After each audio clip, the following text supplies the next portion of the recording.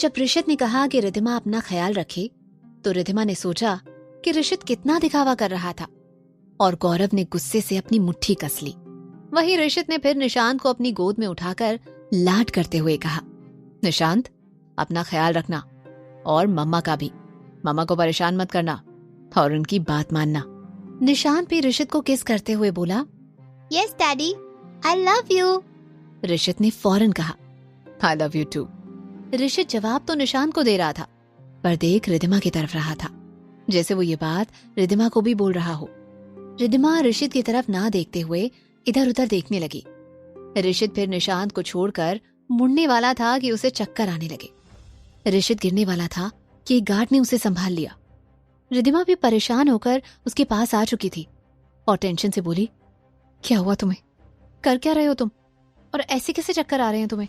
ऋषित ने उस गार्ड को छोड़ रिद्धिमा का सहारा लिया और कहा, अब तुम पास हो तो ठीक हूं, लेकिन तुमसे दूर जा रहा था तो तबीयत तो खराब होनी थी। रिद्धिमा आंखें सिकुड़कर ऋषित को देखने लग गई। ऋषित को हो क्या गया था? इतना तो वो कभी भी रिद्धिमा से फ्लर्ट नहीं किया करता था। तभी ऋषित ने प्यार से रिद्धिमा की तरफ देखते हुए कहा, पर तुम्हें मेरी फिक्र है, ये देखकर मुझे अच्छा लगा। रिद्धिमा ऋषित से दूर हुई और उसे घूरते हुए बोली, अब तुम जाओ और जाकर रेस्ट करो, तुम्हें भी अच्छा लगेगा और मेरे दिमाग को भी शांति मिलेगी।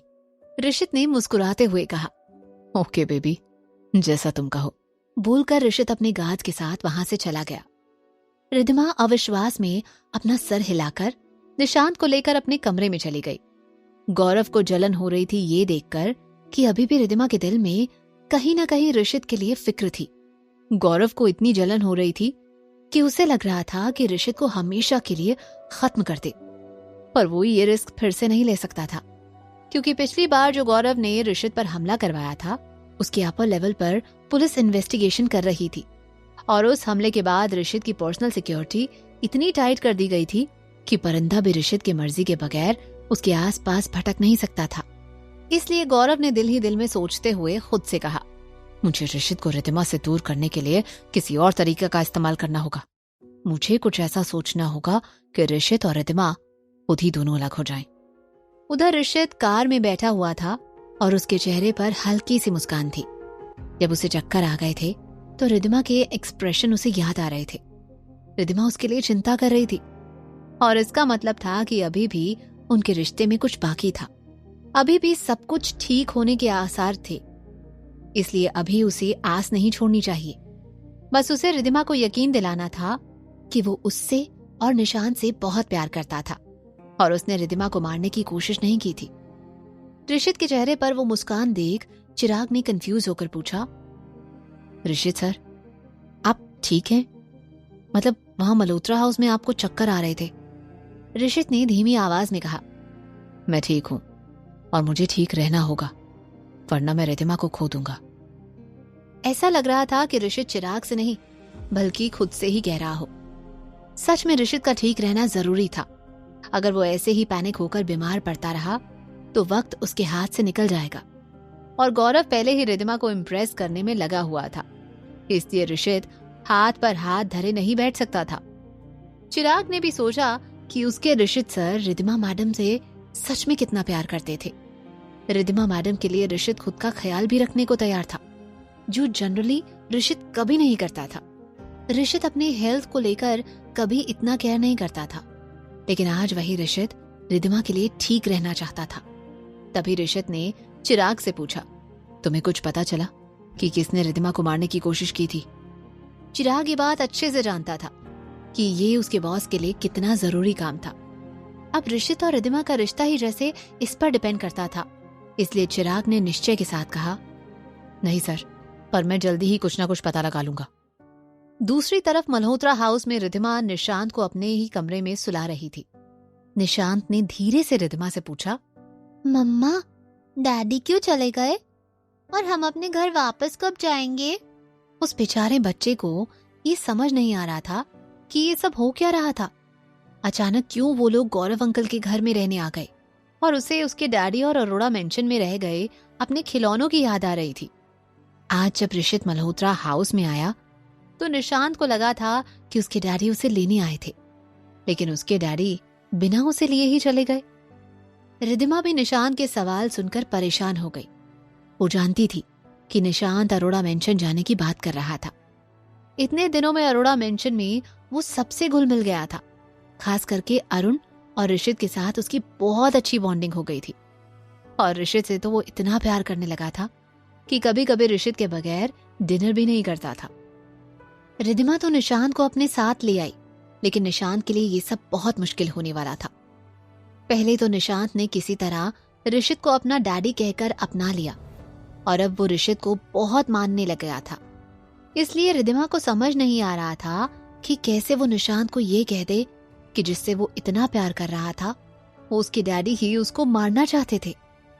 रिद्धिमा ने गहरी सांस ली और बहाना बनाते हुए कहा, डैडी को कुछ काम था इसलिए वो चले गए और हम अब यहीं रहने वाले हैं, अरोड़ा मेंशन में नहीं जाएंगे।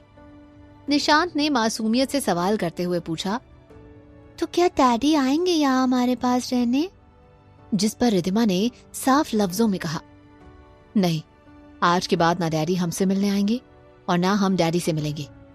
रोनी सी सूरत बनाते हुए निशांत ने पूछा, क्यों? डैडी और आपकी लड़ाई हो गई है क्या फिर से? पर मुझे डैडी चाहिए। निशांत की वो शक्ल देख रिद्धिमा को और ज्यादा बुरा लगा। उसके और ऋषित के बीच चाहे कुछ भी हो, पर वो कभी नहीं चाहती थी कि उसके बच्चे को इन सब में तकलीफ हो। पर ऐसा लग रहा था कि वो अपने बच्चे को तकलीफ होने से बचा नहीं पाई। किसी तरह रिद्धिमा निशांत को समझाते हुए बोली, तुम सो जाओ निशांत, और बड़ों के बीच में ऐसे बोला नहीं करते, तो चलो सो जाओ। रिद्धिमा निशांत को सुलाने लगी, लेकिन उसकी आंखें भर आई थी। वो सोच रही थी कि बेचारा उसका निश, कभी उसे माँ का प्यार मिलता है तो कभी डैडी का, तो कभी उसे अपने दोनों पेरेंट्स का प्यार नहीं मिला। थोड़ी देर बाद निशांत तो सो गया, पर रिद्धिमा की आंखों से नींद गायब हो चुकी थी। रिद्धिमा को बार बार निशांत का यहाँ मल्होत्रा हाउस में आना याद आ रहा था। ऋषित आखिर चाहता क्या था? पहले उसने रिद्धिमा को मारने की कोशिश की और अब यहाँ उसे लेने आ गया। और ऋषित की तबीयत क्यों खराब थी? रिद्धिमा को याद आया कि ऋषित चक्कर आने की वजह से गिरने वाला था। कुछ पल तो रिद्धिमा को फिक्र हुई, फिर रिद्धिमा को एहसास हुआ कि वो ऋषित की फिक्र क्यों किए जा रही थी। रिद्धिमा खुद से ही बड़बड़ाते हुए बोली, पागल हो गई हो क्या रिद्धिमा? उसकी फिक्र क्यों कर रही हो तुम? बस एक बार मिस्टर अक्षय मल्होत्रा के खिलाफ मुझे सबूत मिल जाए और एक बार अपनी माँ को इंसाफ दिला दूं, फिर यहाँ से और ऋषित से भी बहुत दूर चली जाऊंगी मैं। बस कुछ दिनों की बात है। फिर रिद्धिमा भी सोने की कोशिश करने लगी। तभी उसके दरवाजे पर नॉक हुआ। रिद्धिमा ने फौरन उठकर दरवाजा खोला तो सामने गौरव खड़ा था। गौरव कुछ पल रिद्धिमा को देखते ही रह गया था। रिद्धिमा के बाल बिखरे हुए थे और उसने सोने से पहले अपना मेकअप भी रिमूव किया था। नॉर्मल से नाइट ड्रेस में रिद्धिमा एकदम नेचुरल ब्यूटी लग रही थी। तभी रिद्धिमा ने पूछा, क्या हुआ गौरव? गौरव ने अपने ख्यालों से बाहर आते हुए कहा, वो बस तुमसे बात करनी थी। अगर तुम सो रही थी तो कल बात करते हैं। रिद्धिमा ने फौरन कहा, अरे नहीं, मैंने निशांत को सुला दिया, पर मुझे नींद नहीं आ रही थी, तो तुम बोलो ना। गौरव ने रिद्धिमा की ओर देखते हुए कहा, देखो रिद्धिमा, तुम मेरी दोस्त हो इसलिए मैं तुम्हारे सामने कोई झूठ नहीं बोलूंगा। एक्चुअली मुझे लगता है कि तुम्हें मिस्टर ऋषित की किसी बात पर भरोसा नहीं करना चाहिए। आज जब वो यहाँ आए तो पहले तो उन्होंने मुझे धमकी दी थी कि मैं उनके और तुम्हारे मामले में ना पड़ूं, लेकिन तुम्हारे सामने अपना रंग ही बदल दिया। तुम्हारे सामने मेरा शुक्रिया किया कि मैं तुम्हारा साथ दे रहा हूं। इसलिए मुझे लगता है कि मिस्टर ऋषित के इरादे कुछ नेक नहीं है। जिस पर रिद्धिमा ने बाहें चढ़ाते हुए कहा, मुझे समझ नहीं आता ऋषित का ये ड्रामा। मुझे समझ नहीं आता ऋषित ये सारा ड्रामा क्यों कर रहा है। खैर, तुम फिक्र मत करो गौरव, मुझे अच्छे से पता है कि मुझे क्या करना है और मैं अब ऋषित की किसी भी बात में नहीं फंसने वाली। गौरव को ये सुनकर दिल ही दिल में बहुत खुशी हुई, लेकिन फिर भी उसने किसी तरह चेहरे पर सीरियस एक्सप्रेशन बनाए रखे और रिद्धिमा को गुड नाइट कहकर वो अपने कमरे में चला गया। ऐसे ही 4-5 दिनों बाद रिद्धिमा अब निशांत को स्कूल को छोड़ने के बहाने से मल्होत्रा हाउस से बाहर निकलने लग गई थी। रिद्धिमा निशांत को स्कूल छोड़कर अपने पापा के घर आई और मिहिर के असिस्टेंट स्नेहा भी वहां थी। तभी मिहिर ने रिद्धिमा को बताया, मैं अपनी दोस्त की एक मदद से मल्होत्रा इंडस्ट्रीज के सारे गोडाउन पर नजर रखे हुए हूं। कुछ डाउटफुल चीजें तो हैं, पर कुछ कहा नहीं जा सकता। स्नेहा ने भी उसे जो पता चला वो बताते हुए बोली, मैंने मेरे दोस्त से बात की है, वो मल्होत्रा इंडस्ट्रीज के फाइनेंस डिपार्टमेंट में काम करता है। उसने कहा कि वैसे तो उनकी कंपनी सारे रूल्स फॉलो करती है और इस बारे में वो हमेशा जागरूक रहते हैं कि वो कानून की नजर में ना आए, लेकिन कंपनी के हिसाब में बहुत कुछ गोलमाल है और उसे इस बारे में ज्यादा कुछ तो नहीं पता था। पर हाँ, उसने इतना बताया कि कई बार मिस्टर अक्षय मल्होत्रा कुछ इनकम की फाइल्स अपने साथ ही ले जाते हैं और जो वो अपने घर पर ही रखते हैं।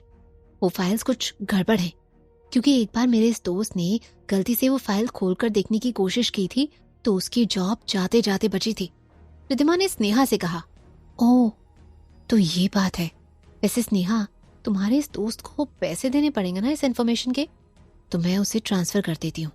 रिद्धिमा ने फौरन कुछ अमाउंट स्नेहा के दोस्त को भेज दी, लेकिन मिहिर सोच में डूबा हुआ था। उसे ऐसे देख स्नेहा ने पूछा, मिहिर सर, आप क्या सोच रहे हैं? जिस पर मिहिर ने शक जाहिर करते हुए कहा, मैं बस यही सोच रहा हूं कि उस फाइल्स में क्या होगा। हो सकता है कि हम जैसा सोच रहे हों वैसा कोई सबूत मिले भी नहीं। तभी रिद्धिमा ने पॉजिटिव रहते हुए कहा, या फिर हो सकता है कि कोई सबूत मिल भी जाए, लेकिन हमें चांस तो लेना ही होगा मिहिर। गहरी सांस लेते हुए मिहिर बोला, हाँ तुम सही बोल रही हो, चांस तो लेना ही पड़ेगा, वरना हमें कभी कुछ पता नहीं चलेगा। मिस्टर अक्षय मल्होत्रा फाइल्स अपने साथ ले जाते हैं, इसका मतलब है कि वो फाइल्स वो अपने घर मल्होत्रा हाउस में ले जाते होंगे।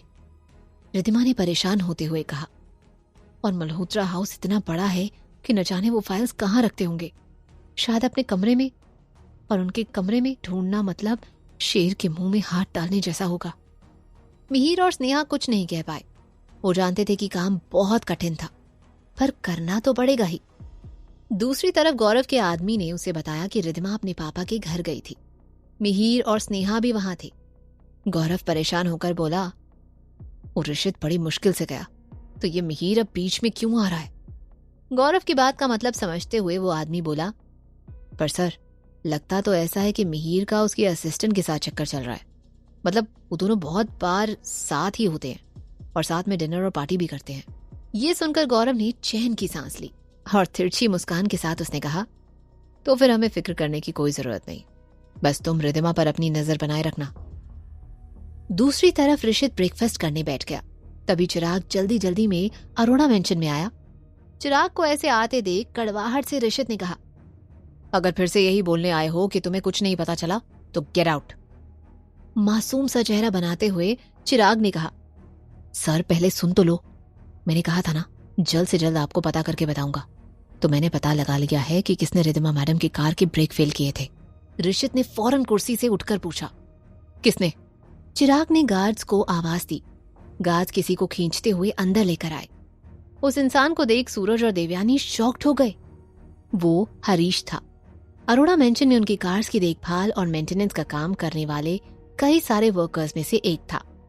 सूरज ने ही हरीश का नंबर सोनिया को दिया था और हरीश ने सोनिया के कहने पर रिद्धिमा की कार के ब्रेक फेल कर दिए थे। चिराग ने कहा, यही है सर, इसने ही रिद्धिमा मैडम की कार के ब्रेक फेल किए थे। तभी हरीश डर से कांपते हुए बोला, नहीं नहीं, मैंने कुछ नहीं किया सर। चिराग ने भी हरीश से सवाल करते हुए पूछा, अच्छा, माना कि तुम्हें अच्छी सैलरी मिलती है, पर एक साथ 50 लाख कैसे आ गए तुम्हारे अकाउंट में? डर के मारे हरीश के मुंह से एक लफ्ज नहीं निकल पाया, लेकिन ऋषित का सब्र पहले ही जवाब दे चुका था। ऋषित ने गुस्से से हरीश को इतनी जोर से थप्पड़ जड़ दिया कि हरीश लड़खड़ाते हुए जमीन पर गिर गया। ऋषित ने हरीश को धमकाते हुए कहा, सच सच बोलो, वरना अपने पैरों पर खड़े होने के लायक नहीं रहोगे।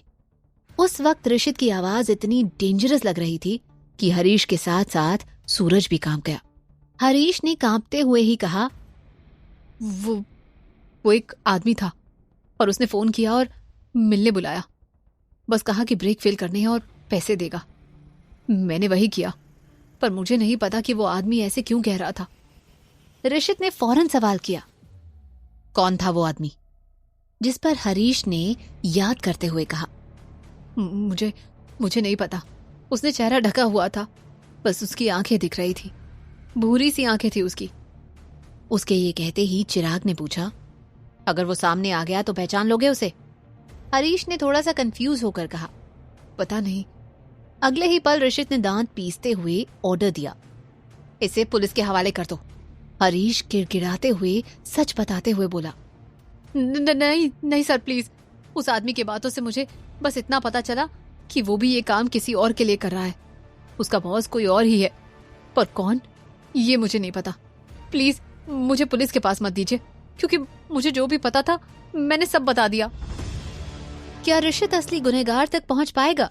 क्या होगा आगे जानने के लिए सुनते रहिए क्यों दर्द है इतना इश्क में, सिर्फ पॉकेट एफएम पर।